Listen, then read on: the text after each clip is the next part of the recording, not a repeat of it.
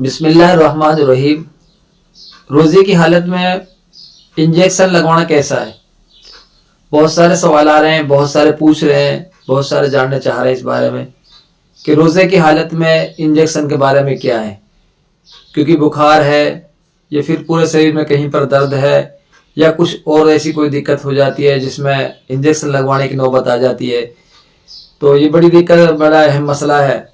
इसी के बारे में बहुत सारे दिन में भी कई लोगों ने फोन करके भी पूछते हैं लोग बाग, और हर जगह ही पूछते होंगे कि रोजे की हालत में अगर किसी ने रोजा रख लिया तो उसमें इस इंजेक्शन के बारे में क्या है, क्या लगवा सकते हैं कि नहीं लगवा सकते हैं।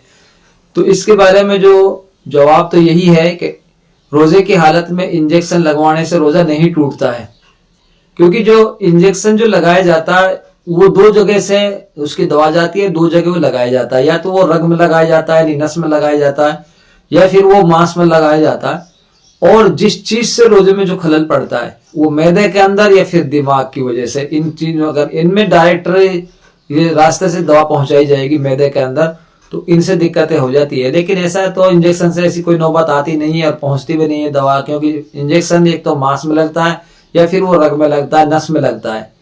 तो यही बात बस साफ है कि रोजे की हालत में इंजेक्शन लगवाने से रोजे में कोई दिक्कत नहीं है और रोजा नहीं टूटता है, ना रोजा मकरूह होता है।